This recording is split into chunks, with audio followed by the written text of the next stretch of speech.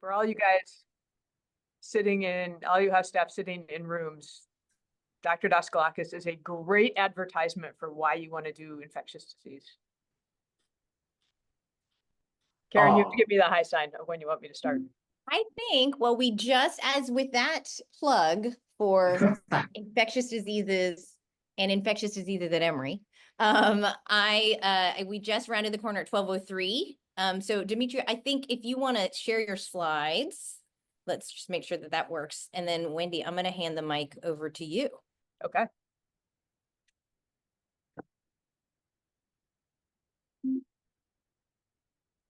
Perfect. Looks perfect. All right. Well, it gives me incredible pleasure to introduce our speaker today. And we are all in for a treat because those of you guys who were listening in when I said that Dr. Daskalakis is one of the best speakers I know, I wasn't kidding. So I'm welcoming Dimitri Daskalakis, who's currently the director of the National Center for Immunization and Respiratory Diseases at the CDC. And so he leads the efforts to detect, prevent, and respond to vaccine-preventable respiratory infectious disease threats, of which we have had many recently. Dimitri actually received his MD from NYU, and then his residency training was completed at Beth Israel. He completed his ID fellowship at the Brigham and Women's Mass General Hospital Combined Program and got an MPH at Harvard. He then took his first faculty job as a physician at Bellevue Hospital in New York City, which is always close, near and dear to our hearts here as another public safety net hospital. And there he began to attract national attention. That's where I first learned of Dimitri, where he spearheaded many public health programs on community HIV testing and prevention. He then moved to the New York City Department of Health and Mental Hygiene. That's where he was the deputy commissioner for the Division of Disease Control. And he directed the laboratory and ID control programs that responds for HIV and TB and STIs and vaccine preventable diseases, and really was the architect of some incredibly innovative and novel efforts to move New York City to a state of HIV control, which I actually, Dimitri, show your picture in many talks that I give about what is possible. During that time, he had a few small issues like a measles outbreak and then the COVID-19 public health emergency, which he was the incident commander for both of those. His ability to really think about innovative ways for pandemic control caught a lot of people's eyes. And he was recruited to be the director of the Division of HIV Prevention at the CDC. Which he unfortunately held that position only briefly actively because he was immediately pulled both to the COVID response and then was again, the deputy coordinator, the architect of the White House's MPOX response, where he led vaccination and public health efforts to control MPOX. So at that point, he then ended up in his current position in the Center for Immunization and Respiratory Diseases, applying his skills there. He also volunteers at the Ponce de Leon Center, our clinic, and has an adjunct appointment at Emory. And so I am thrilled to welcome you to Grand Rounds here at Emory. You have been a really, you have spent time mentoring fellows and talking to residents and fellows about careers in public health. That you've been generous with your time. That's the word I was looking for. And so, Dimitri, we thank you, and I'm anxious to hear you teach us something about this new outbreak that we're seeing with H5N1. Thank you so much, Dr. Armstrong. Thanks, Dr. Law. Thanks, Dr. Del Rio. I'll say, I think Wendy said I'm a great speaker. I think Dr. Armstrong, you are both a mentor, colleague, and friend. So, and a great reason to go into infectious diseases yourself. So I want to thank you so much. And with that, we'll move on to my talk, which is really, we're going to talk about H5N1, but I want to frame it in the context of seasonal influenza preparedness as pandemic preparedness. Again, just the quick disclaimer from CDC, this is my opinion. And again, I have no financial disclosures. I just want to briefly go over our learning objectives, which is at the end, I hope that you'll be able to describe some of CDC's surveillance systems for influenza. They're the things that make us prepared for seasonal and pandemic flu, as well as other respiratory viruses. I will get you up to date on the current H5N1 situation in the US. It spans One Health, so in both animals and humans. And then at the end, I'm going to hope that you can connect it all together to be able to connect the work that we do in seasonal preparedness with the work that is pandemic preparedness. So I'll start by talking about influenza preparedness and surveillance, really thinking about the system as a laboratory surveillance system and an integrated epidemiologic surveillance system. I'm going to show you what that system looks like, and then I'm going to put it into motion, telling you a little bit about H5N1, which is a virus that we've had our eye on for 25 years, but the story changes as it tends to do with influenza all the time. So, not a shock to people who do medicine in Atlanta, viruses know no borders. Novel flu viruses really can emerge at any time and anywhere in the world. Because seasonal influenza activity in other countries informs our domestic preparedness activity, we support at CDC both international and domestic monitoring of influenza. So we serve as a national influenza center, as well as a collaborating center for surveillance, epidemiology, and control of influenza within the WHO's GISRIS, or Global Influenza Surveillance and Respiratory System. Important to note, here in Atlanta, this interconnected network, which in effect creates the influenza immune system for the country, is the largest global resource and reference center supporting public health interventions to control and prevent pandemic and seasonal influenza in the world. The way that I like to think of it is that our seasonal preparedness keeps the system warm for the next big infectious disease threat. The thing that we use every year to monitor flu, to figure out what's circulating, to find the needle in the haystack, is the same thing that we use to be able to generate the data and the public health information that is critical in our seasonal as well as in our more emergent response. Beyond the work that we do domestically, we also really support through infrastructure work that happens internationally. We collaborate in 125 countries and maintain agreements with over 40 countries where we actually help them increase their capacity to be able to do flu surveillance as well as laboratory work. The way that I really think about it is that, that this influenza endeavor is like the immune system. We have labs and other organizations that are the antigen presenting cells that sort of live out there sampling what's the environment. And that comes to CDC, where we are able to better inform ourselves of knowing what's out in the world and then support development of countermeasures like vaccines, so that in effect, we are able to provide the US and the world a stronger immune system against influenza. So now I'm going to actually dive in and tell you what that looks like in real life. So I'm going to give you a view of the US influenza virus surveillance landscape. And I'm going to start with laboratories. So every year, more than 1.6 million patient specimens are tested in clinical laboratories that participate in our domestic disease surveillance. That does not include what happens globally. 200,000 of those are then tested in state and local public health labs to go a little bit further and categorize what's out there in the world, what subtypes are circulating.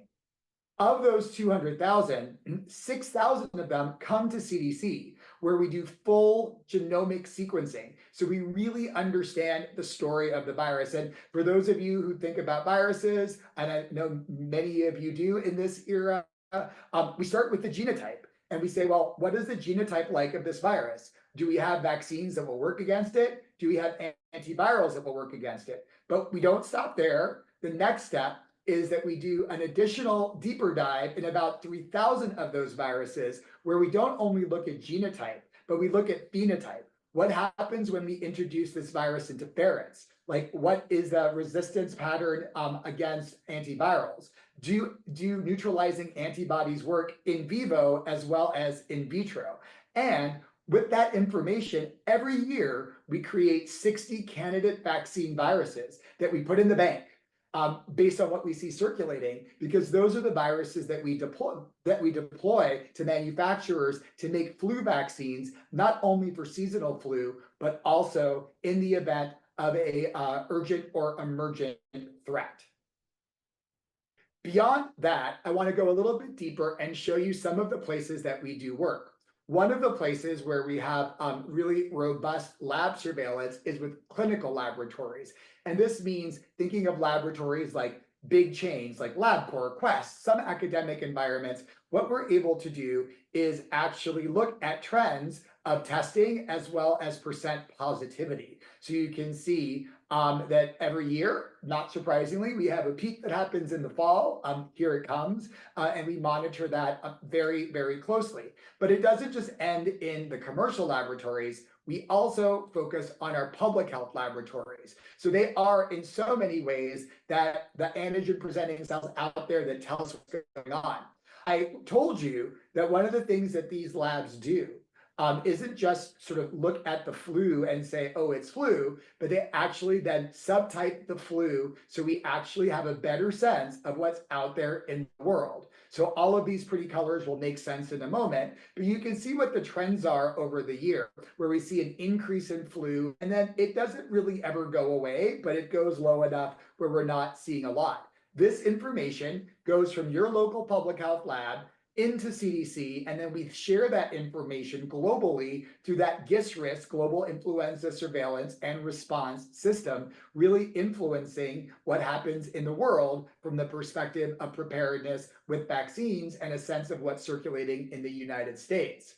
So what that means is that we're able to show you something like this, which is it tells you what's been circulating in the United States for influenza since October 1st, 2023. So you can see that there are three things that we see, three viruses that we really see circulating: a flu A H1, a flu A H3, and a flu B Victoria. You can get deeper into the clades. I'm not going to talk clade and subclade in this context, but you can see what circulates in the US. That data becomes very important in designing a seasonal influenza vaccine. Let me give you an example. You may be tracking, and if not, I will teach you about it now, that this year we are not using a quadrivalent flu vaccine. We're using a trivalent flu vaccine. That means there are three viruses, three antigens that are targeted in that vaccine. Why is that? Well, because of influenza surveillance, we saw that one of the flu Bs that was a part of the quadrivalent vaccine just wasn't circulating. Based on that data, as well as global data that also supported that, conversations were had, meetings were convened, and the decision was to not include B Yamagata, which is the no longer circulating virus in our vaccine, so we could streamline it and actually expose people to fewer antigens when they get vaccinated. Not only do we look at what's circulating, but we are also able to say, does it look like there are any mutations that we are seeing that may map toward resistance to the antivirals approved by the FDA, like oseltamivir, zanamivir, peramivir, and the single-dose baloxavir. And so we, as you can see, we test about 10,000 we test like over 5,000 samples, and you can see that we occasionally do find some circulating viruses that have some level of resistance to those antivirals. That view ends up being critical. Now, beyond the work that happens at CDC, again, really supporting my idea that we are really looking at antigen presenting cells in the world coming to our central immune system, we've actually also supported many public health labs in the US to become influenza reference centers. And you can see the way that things move, public health labs from all around the country that are sending samples to Wisconsin, New York, and California, because they're able to do the genetic analysis. So we're actually building infrastructure, not only at CDC, but more locally, so that we're able to expand the genetic testing if we need, or the genotyping of these viruses in the event that we need to. Remember, The seasonal preparedness is pandemic preparedness. It keeps the system warm for if we need to flex up to the next thing. Now, all of this lands on the fact that the seasonal preparedness work isn't just about letting us know what's floating around in flu land, but also lets us know how we should design the vaccine. So twice a year, the global virologic surveillance data is examined by a group of leading experts, including folks from our influenza division at the CDC, to make vaccine decisions. So folks look at what's circulating, what's going on with novel influenza virus, what's happening in animals, and they use this data to really make decisions about what the makeup is of the influenza vaccine for both the northern and southern hemisphere. So the meetings are at different times, and then there's additional steps that happen through FDA from the regulatory perspective. And ultimately, again, this is the example of how we go from labs that send things to a central place, disseminate it into the global space, have global experts review it, and then what happens is we're able to pass the baton to vaccine manufacturers, and we have what rolls out as an influenza vaccine during a normal season, with really the launch of vaccination around September to December, which is happening now after vaccine has been released in August to September. So lesson one, the seasonal system is actually preparedness for what happens if we need to move to another more novel strategy. Now, I'm going to leave laboratory surveillance and talk a little bit about the systems that we have in the United States to actually understand what's happening from the disease perspective in the US. So the first system that I'd like to make sure that you all are aware of is something that's called ILI-NET. So ILI stands for influenza-like illness. So that's defined as fever, cough, or sore throat. So we call it ILI.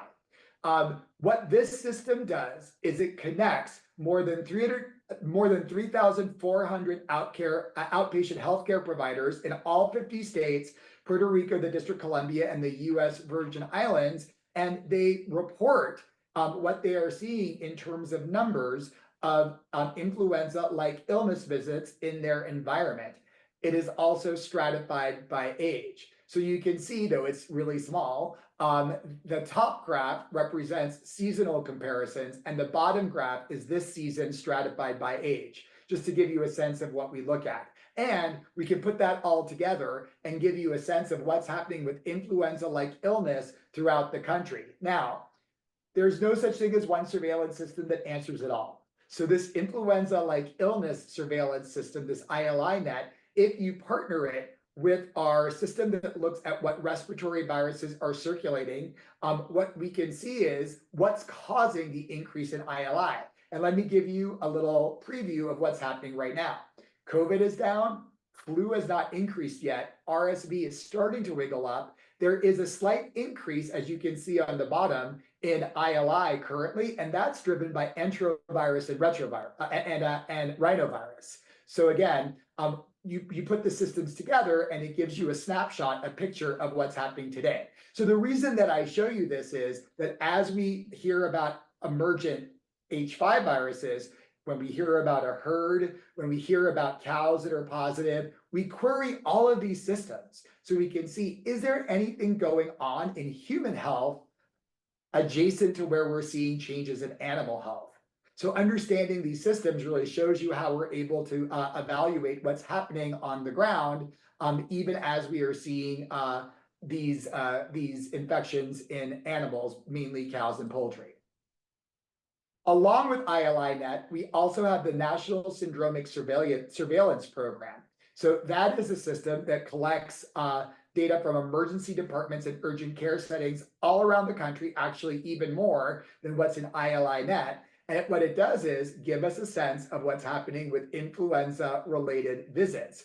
And so this is the percentage of total emergency department visits associated with flu. Again, this is live data, so you can see that we're not really seeing anything nationally. This is the same system that we look at on a more local basis if we hear about animals in a jurisdiction to see if there's anything going on in the ERs that would make us concerned that the H5 that we're seeing in animals is somehow manifesting itself also as human disease. It lets us find unusual trends. And we use this not only in flu, but in a lot of other conditions, including COVID-19. The next system I want to teach you about is the Influenza Hospitalization Surveillance Network, or FluSurvNet. So this is a system that looks at laboratory-confirmed influenza-associated hospitalizations through what is really a sentinel surveillance system. Sentinel means that it's not everywhere, but it's in places where it is approximating representative samples of the US. So this covers about 90 counties in several states. So it's actually 14 total using different sort of funding sources. And that means it covers approximately 9% of the US population. Along with that, we also use the National Healthcare Safety Network, which is soon going to come back after a post-pandemic hiatus that also lets us monitor influenza hospitalizations. So on this graph that you see on the right, you'll see a red line that extends beyond all the others. That is this season, 23-24. We extended to the summer, didn't stop doing this surveillance so that we could make sure that we were not seeing any unusual trends in hospitalizations related to the evolving H5N1 outbreak among cattle and occasional spillover to humans. New to the scene is influenza A and H5 wastewater monitoring. So we're doing both. So on our respiratory virus dashboard, which we can share, we are showing what we are seeing in terms of trends of influenza A in wastewater. This is really something that we're learning to use as we've rolled it out, since there's a lot of sources of influenza A, and I'll give you the example. So the map that you're seeing really shows wastewater sites around the country, and it shows that there is one site that is detecting H5. Interestingly, in the experience that we've had so far with H5, whenever we see wastewater signal, the answer is there's an animal source somewhere, whether it is a dairy that is spilling milk into wastewater, whether it is a farm where we know there are positive herds, or a slaughterhouse or other sort of dairy establishment. So far, the wastewater has been really interesting from the perspective for H5 for pointing us toward animal sources of infections. Again, we're going to learn more about this as we go forward, not only for influenza A, but also for H5. There are a lot of environmental sources of influenza A and H5, including migratory birds, et cetera. So wastewater evaluation of flu becomes extremely complicated because not only do we say what's around the sewer shed, but we also say, is this an open sewer shed where a bird can fly in and deposit some H5? Or is it a closed sewer shed where that's not possible? So this is an area of a lot of interest and one to definitely watch. We also do mortality surveillance of flu. There are two kinds that I'd like to make sure that you all are aware of. The first is through our National Center for Health Statistics, their mortality surveillance system. So this tends to be a very lagging indicator because it actually uses death certificates, and those are not necessarily super fast. Although since the COVID pandemic, the time has become a lot shorter in terms of getting that information into the surveillance system, but it gives us a snapshot of what's happening from the perspective of death. Now, there is one kind of death that is reportable, and that's pediatric mortality. 199 pediatric mortalities happened last year related to flu. By the way, 80% of them were not adequately vaccinated, so most of those were preventable flu deaths. But this system actually uses reported flu deaths, and that actually happens in more real time, given the fact that they are mandatorily reported across the country. It does, however, underestimate pediatric deaths because we may not catch all of the deaths as influenza related. So again, it tends to be a more real-time view, and one that is something that we talk a lot about during the flu season, which we will talk about at the end of this talk as well. So that leads me to H5N1. So why did I teach you all about flu surveillance? Because I don't think you knew. I didn't know. As a trainee or as a internal medicine primary care physician or as an HIV serving clinician as well. So I think knowing what those systems are also helps frame how we're working through H5N1. So all of those robust systems that we use every year for seasonal flu are actually the systems that we use to identify novel influenza. And so by novel flu, I mean subtypes of influenza A that are different from what's currently circulating among humans. Novel subtypes can include, yes, H5, but also H2, H6, H7, H9, lots of hemagglutinin types, one of the spikes on the surface of the flu virus that can be amongst these. I'll say that our surveillance system annually identifies many swine flu cases per year. I think to date, we're up to 8 swine flu cases so far in this season that have been detected through our national surveillance system. Additionally, there are some types of H1 and H3 that can be variant. So even though those are the ones that we tend to see circulating seasonally, we deeper dive on those. And if we see something that is differently antigenically or from the genotypic perspective, that is also considered variant. So when we find one of these, whether it's swine or it is avian flu, it becomes critical to investigate them so we better understand what's happening, the source of the infection, is there any human-to-human transmission? But important to state that usually these tend to be a dead end, and we rarely see these turn into a pandemic. But it's that awareness that will tell us if something is turning over into something different. Again, when we think about pandemics, and I'm not going to give a big flu virology lecture, something new happens. Either there's significant mutation or reassortment of the flu virus, and awareness of what's out there ends up being critical in our planning for public health. And so that leads me to highly pathogenic avian influenza. Who is it highly pathogenic to? It is highly pathogenic to birds. It's also highly pathogenic to some humans, but the name is based on the fact that many birds who get this, especially domestic fowl, it is a really severe infection and leads to death.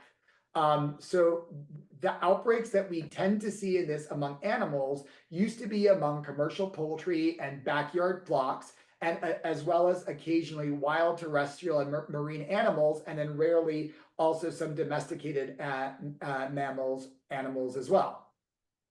Historically, when we think of these HPAI or H5N1 infections, they tend to be the result of a known poultry exposure, either direct close contact with sick or dead poultry or visiting a live poultry market, which I got to do when I went to Cambodia on a visit around respiratory season. And it's definitely very eye-opening in terms of the potential for a avian influenza to enter the sort of human world.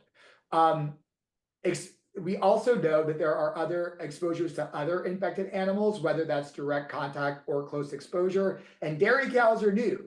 That's something that's from this year. It's never happened before. So we do know of other mammal and other bird exposures that this has occurred in. I will tell you that H5N1 does not commonly cause human-to-human transmission, but globally, we have seen human-to-human transmission, and that has been related to close household contacts, specifically caregivers. So it's something that we know can happen, although it seems to be rare.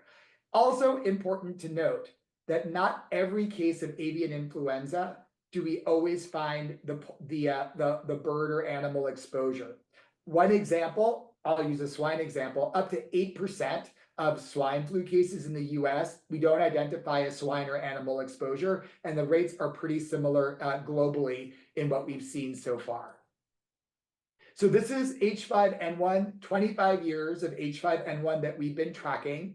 There have been cases reported in 23 countries, and notably that the case fatality rate tends to be over 50%. important to note, if you've seen one H5, you've seen one H5.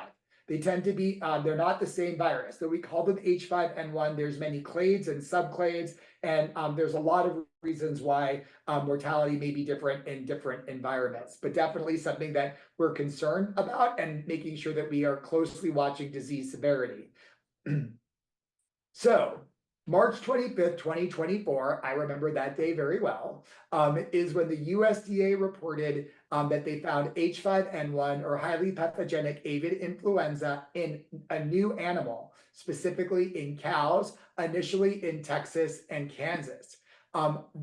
This actually started with a really unidentified illness in cows. And that was manifesting itself in dairy cows only as decreased quantity of milk production and change in quality. So the milk became thicker, more colostrum-like, and clumpy. And so they were investigating, like, why is there this weird thing happening in dairy cows? And one astute veterinary clinician said, well, let's check for avian flu. And this is how the story begins. So since then, the USDA has confirmed highly pathogenic avian influenza in dairy herds in over 210 farms across 14 states. And this map is up to date in terms of what we are seeing. And that leads me to where we are with human cases. So in the United States, since the first human case was identified, 15 cases have been identified total. 14 of them had been in 2024 related to this outbreak associated with dairy cows and some poultry. Of the 14 cases that were identified in 2024, of the 15 cases, 4 happened in dairy workers. So that means that 4 cases that were associated with an exposure to either a cow or dairy products. All of these have been very mild. All were offered antivirals, and none of them have been hospitalized. And by mild, what I mean is people presented with very mild conjunctivitis, a whole range of conjunctivitis, and some people were presenting with respiratory symptoms as well. Additionally, there were 10 exposures that happened in relation to poultry outbreaks. The first one was in 2022. That is the first human case of H5N1 in the United States. And it was related to someone who was depopulating poultry who had an avian influenza infection. Fast forward to July 2024, 9 cases were detected in individuals who were depopulating poultry in 2 farms in Colorado. Again, these were all clinically very mild. Conjunctivitis, runny eyes, occasional respiratory symptoms, and they were offered antivirals and again, were not hospitalized. We have one additional case that we're going to call the Missouri case for now, and that is a really interesting one. So this is an individual who was hospitalized with significant underlying medical conditions with gastrointestinal symptoms. But this individual's underlying medical conditions prompted the evaluating clinicians to order a viral respiratory sample using BioFire, so 30 plus analytes to check for respiratory pathogens, and that came back as flu A positive. That then entered our influenza surveillance system in a routine fashion. Because there was no indication that this person had an animal exposure or a dairy exposure. And then subsequently, like a needle in the haystack, we identified an H5N1 using that very system I just taught you about that is designed to look for what's happening during the season. So that individual is our first of this outbreak among animals with impact to humans that has no immediate animal exposure that we can detect, despite Missouri doing many, many, many interviews. There is an ongoing infection control investigation happening in Missouri. Remember, this is a retrospective case. And so they are really doing what infection control does and identifying all people with either low or higher risk exposures to this individual, querying them historically for any respiratory symptoms, and then doing appropriate testing as indicated. Very important to note is that in none of these scenarios have we detected anything that is that looks like human to human transmission, but it's something that we continue to evaluate very closely. So again, just to highlight Missouri a bit again, this was an individual who would never have been tested for H5N1. They were tested for flu because of underlying respiratory disease based on their on clinical suspicion, even though they had no respiratory symptoms that were new. And then it went into our flu surveillance system where it was detected as H5. That surveillance system has tested almost 49,000 people for flu since before this outbreak began in cattle. In fact, since February, when the illness started to be seen in cattle, before we even knew we were looking for anything. The case investigation continues, and we were able to sequence part of this virus. There was very little virus present in this individual. We were not able to sequence a whole virus, but we're able to sequence part of the hemagglutinin and part of the neuraminidase. And what that was able to show us was that the hemagglutinin sequence had a couple of changes that could potentially impact antigenic responsiveness, so antibody binding, and demonstrated that there were no changes in the neuraminidase. So again, there was not a clear source of exposure identified, but those investigations are continuing. You can see updates on those on our influenza spotlight that we put out on Friday morning. We'll continue to update as we learn more about this case, as well as supportive testing that is going to be happening for both one household contact as well as 6 healthcare workers who had exposures. So more to come. Watch this space as we learn more. Now, the other thing I told you about was that we look at all of our systems whenever we find anything happening in H5N1, whether it's a human case detected or it's animal cases detected. And in this situation, we queried our syndromic surveillance, we queried our ILI-net, we queried our flu serve-net, we queried percent positivity in testing. There's really nothing that we've detected beyond the one case and the infection control investigation that continues. No other cases have been identified to date. So that really brings me to where we are with this outbreak in terms of how we are thinking of public health risk. So based on all of the real-time information we have, the overall risk to the public remains low. But we do believe that there's a greater risk for people with close, prolonged, or unprotected exposures to infected animals or to environments contaminated by infected animals. So really critical is that exposed individuals monitor for symptoms after their exposure for 10 days after their last exposure. That's 2 incubation periods, after which they are definitely out of the woods. So our H5N1 investigation continues. Our priorities are to support and engage public health and agricultural partners, protect human health and safety, making sure that we understand the real-time risk to people based on new data, as well as to continue assessing H5N1 viruses for any genetic changes that may imply ease in transmission or increased severity or resistance to any of our antivirals or our candidate vaccine viruses that may be used in the event that there's an indication for vaccinating any population. Important to note, there is no recommendation to vaccinate anyone in the United States against H5N1 at this time. So human monitoring continues, and I'm going to really put that in 2 buckets. There is sort of event-based monitoring, so monitoring that's based on exposure, as well as our national influenza lab surveillance system that I talked about. So since March 24th, almost over 4,900 people have been monitored. And there's a split between folks who are exposed to cows versus poultry.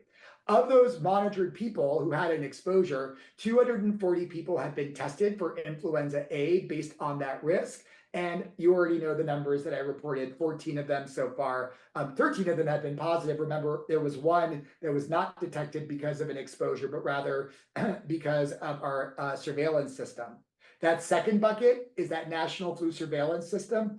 Over 49,000 people have been tested for novel influenza through this system. And so that's another way that we do the industrial strength view that is able to find rare events like we did in Missouri, but also the view that's really focused on epidemiologic risk. So because that testing tends to be very high yield. We advise local health departments to support individuals with exposure to do symptom monitoring. So that does persist for 10 days. Symptoms of bird flu are pretty similar to regular flu, so they're respiratory symptoms, and that includes muscle aches. You can have GI symptoms like nausea, vomiting, and diarrhea. And then again, something that's a bit that we've seen before, but was more rare before, was conjunctivitis. And this seems to be a component of what we're seeing in individuals with animal exposures.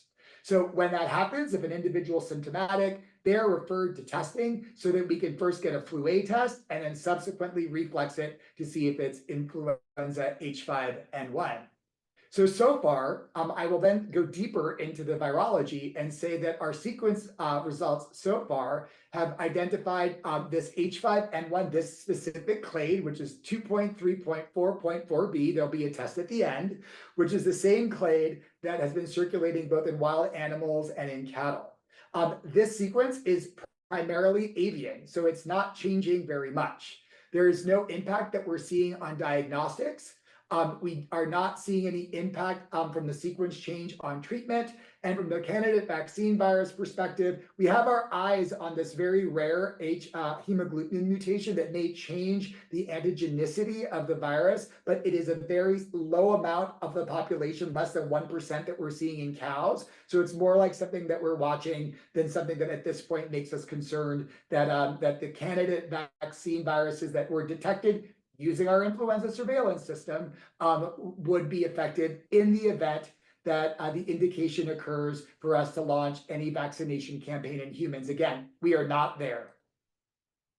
We're also doing seroprevalence studies. That means looking at serology and survey data to better understand the transmission of this virus. We are collaborating with one non-governmental organization as well as 2 state health departments, Michigan and Colorado. Additionally, one of our more exciting things that we're doing is working with our colleagues in Ohio, where the Department of Health partnered with the American Association of Bovine Practitioners, who are people who cared for sick cows. And so we were able to actually enroll 150 of these veterinarians into a serosurvey. And so they completed an online survey and blood samples have been drawn. So this is another watch this space as we learn more about this serosurvey as well, given the fact that they did have an animal exposure. Other studies that we are conducting, as well as others in academia, are the model, the animal model that we use for flu. And so ferrets are a great model for influenza. In fact, they actually have many of the same clinical signs of infection that humans have, but interestingly, not conjunctivitis. We don't have an animal model for conjunctivitis, but I will tell you that we have done studies in terms of presenting H5N1 in the conjunctiva of a ferret. So the model is kind of amazing, where you put them in boxes and you either have them play with each other, so there's direct contact, or you put a little wall between them with holes so they exchange air, but they don't have direct physical contact. And we can learn about the pathogenesis of this virus using ferrets. And so here's a quick glimpse of what we found so far. And interestingly, no 2 H5 viruses are the same. We tested a sample from a virus from Texas in ferrets, and we saw that it caused severe disease. In fact, it was lethal in 100% of ferrets. It spread efficiently by touching, but not that efficiently by respiratory.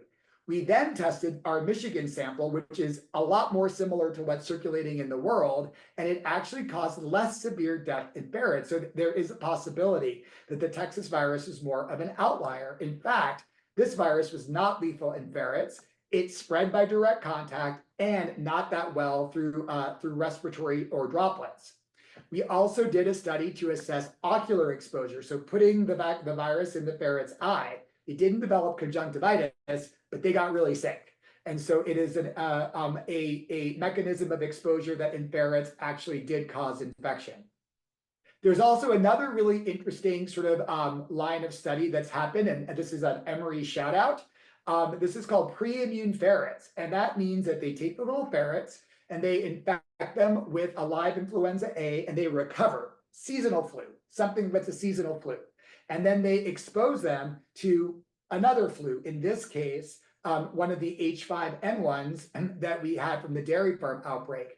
And what they found in this one study is that animals that had been previously infected by seasonal flu seem to be protected, at least partially, from H5N1 by having less lethal, less significant disease. This is an area to watch. More studies are coming out, really speaking to the fact that cross-reactivity between seasonal flu and H5N1 can happen. A seasonal flu vaccine should not be thought of as protective for H5N1. Really important message to remember. So I'm going to briefly talk about our influenza risk assessment tool. And this takes all of this data and really puts it in a few domains and asks the question to US government experts, like, what is the risk that this virus is going to emerge and spread efficiently in people? And what is the risk that it's going to have a high public health impact? So this tool is not designed to tell us whether it's high or low risk in personal health or population health, but what do we need to do from the resource allocation perspective to be ready? Remember, our current risk assessment based on the data is that it is low for the general population.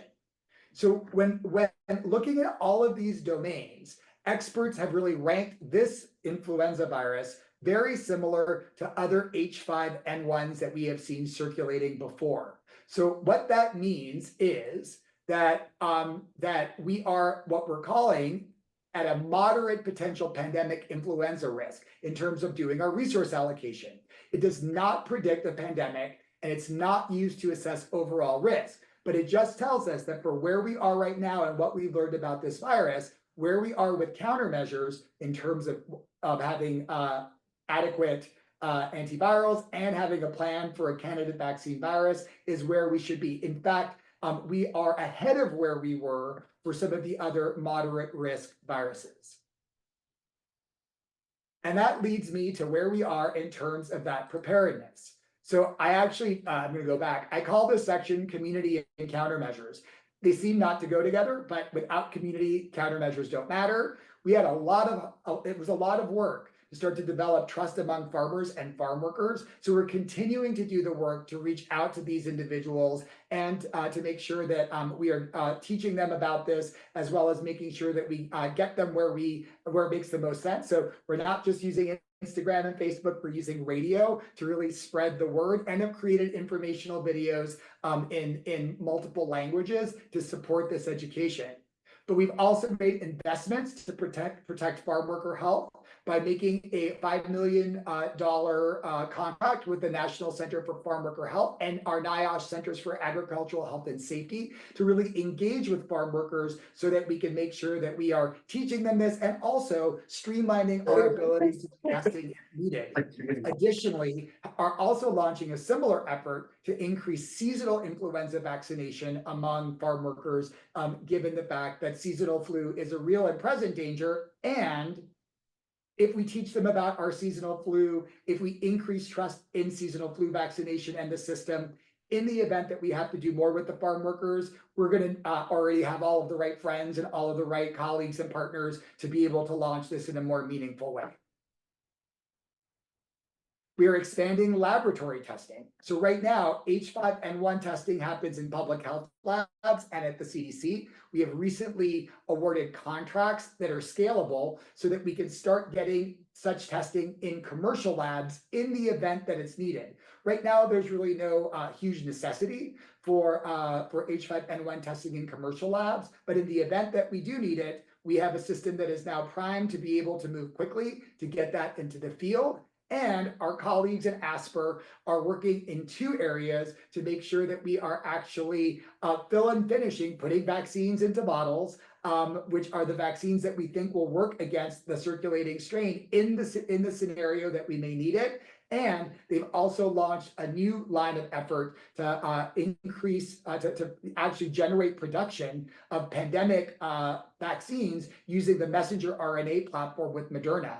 So a lot of exciting work happening in that space. Now, That is what we're doing for H5N1.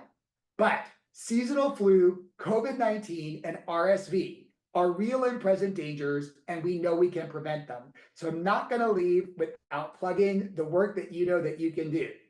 Everyone who is over 6 months of age should get a COVID-19 and flu shot. Pregnant people, 32 to 36 weeks, you can offer them an RSV vaccine. If they don't get it, their newborn should be offered nirsevimab, a monoclonal that prevents RSV, the most common cause of hospitalization in kids.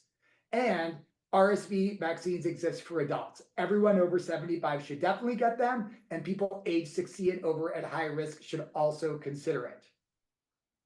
I'm going to tell you the flu story and what we can do. This is the burden of disease for flu in 2023-24. That's a lot of symptomatic illnesses, hospitalizations, and deaths. Vaccine coverage is hovering around 50%, depending on who we look at.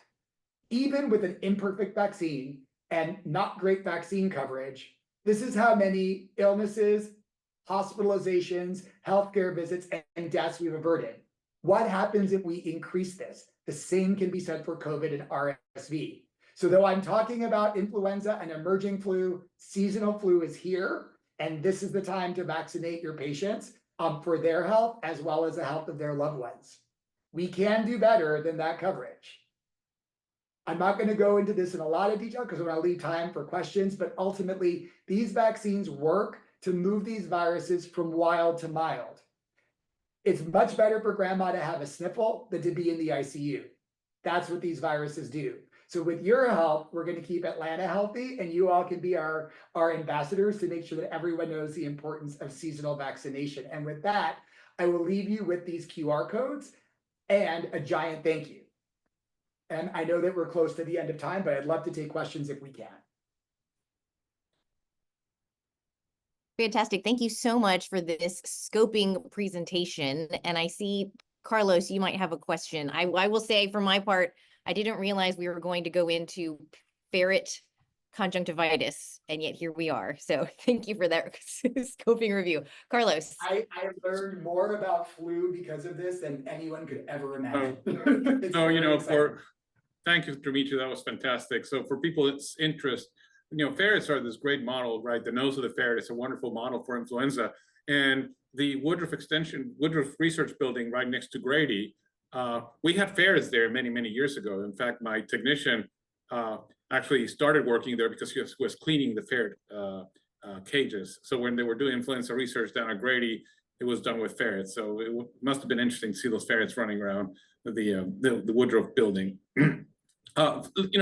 Dimitri, it has been, as you know, the mistrust in vaccines and everything is really dropping the rates of immunization against COVID, and it's also impacting influenza. So talk to us a little bit about what we can do, because I just worry that people are simply not getting vaccinated. The other day I was at CVS getting my own vaccines, and people were getting their flu vaccine, but nobody wanted to get their COVID vaccine. They were offered COVID together with flu. And I made the point of being very loud and saying, I'm getting both, but people just did not want to get both. And what can we do? It's very frustrating. So clinicians are so important here, right? Which is that I think knowing a couple of key stats that may be helpful to sort of talk to your patients about will be great. So my favorite COVID stat, there's a lot of them, but my favorite COVID stat is that 95% of the people who were admitted to the hospital last year did not get their updated COVID vaccine. Like that one seems pretty simple. And so I think that sort of making sure that we address our own mis and disinformation about the COVID vaccine. It is a lease that we renew every year, or a subscription that we renew every year. We need to boost that immunity so that when it comes time for circulating COVID, that even if we get COVID, even if wastewater is sky high, if hospitalizations are low, that's something, right? So I think that's the key message. And the other part is really making sure that people know that co-administration of vaccine is a best practice. So if you have someone in front of you who you may not see again, it's okay to give them 2 or 3 of the shots that they need. And if they don't want the shots on the same day and can come back, there's no interval between, you have to wait for 2 weeks. You can just do it the next day. And so I think that really we are the best diplomats, the best ambassadors of vaccination to our patients. And the other thing is, if at first you don't succeed, try again. We know that sometimes it takes like a couple of conversations, not only conversations, but also like maybe a text, maybe an alert, something that comes from the clinical space, because that's how you get folks to get vaccinated. So I think that to round that out, we need to make sure that we have clinicians really believing this and pushing for it, but then also that we have high transparency about what the vaccines can and can't do. They may not prevent an infection, but they can move it from wild to mild. I'm going to use that wild to mild more. So there's, Thank you, Dimitri. I can Oh, send you sorry, some Carlos. things. Did you have another question? no, I was just going to say the questions from Jessica Fairley and Yeah. Colleen Kelly are very good. Why don't you bring those up? So we have some rapid fire questions from the audience that we just want to make sure we get to. So question number one is H5N1 has had a really high case fatality rate in Asians, but then, you know, are we seeing less virulent virus here now, especially, and Colleen also adding, why do we think the recent H5 cases have been mild? Yeah, so great. That is a great question, and I don't have an answer. But what I can tell you is what's circulating in Cambodia and other parts of Asia is not exactly the same virus. So it's these when we think about H5N1, it's clades and subclades, and this one is a little bit different. There may also be host factors, like whether that's about underlying illness, access to healthcare. I can tell you that I see a lot of these sort of cases that sort of come by from Cambodia and other parts of the world. And one interesting sort of thing that we see is that sometimes these come to care very, very, very late. Now, again, what we're seeing in the US, very, very mild disease. I'll just highlight the individual who was admitted in Missouri was not admitted for anything that looks like influenza. So like and was not critically ill. So I think that we're on the hunt and on the watch out, because that would be something that would change our level of preparedness from preparedness to response. Like if we start to see more severe illness in people. Great. And then one last question about surveillance, because I think your talk really gave us such a deep appreciation for the courageous work of public health and how much it takes sort of a diligent daily approach to making sure that we have all of the systems in place to respond to concerning situations. So Dr. Piantadosi's question is, in response to H5N1, how much increase has there been in the number of samples sent for routine subtyping in the national flu surveillance system compared to an average year? And how do you decide how much to ramp up the testing? This is so great. We can try to send you a paper about this, but what we did this year is we didn't ramp it down. So usually when we get out of the flu season, we right size the number of tests that come to us, because our modelers actually model how many samples we need to detect a needle in a haystack. So this year, rather than ramping down, we did it. We kept going. So I don't have a number to tell you what the delta is, because also there's not a lot of circulating flu. So, but what we did do is we didn't put the brakes on it. We left the accelerator to keep getting samples, and that's how we got to 49,000 from the end of February until now. That's fantastic. Okay, we are right at the hour, so I think we're going to adjourn here. But thank you so much for the work you do and the teams you lead, and for sharing these perspectives with us today. Thank you. Thank you for for including me. And again, giant plug, internal medicine and infectious disease, both great. Follow your dreams. Thanks, everybody. Talk to you soon. Thank you. Thanks, Dimitri. Bye.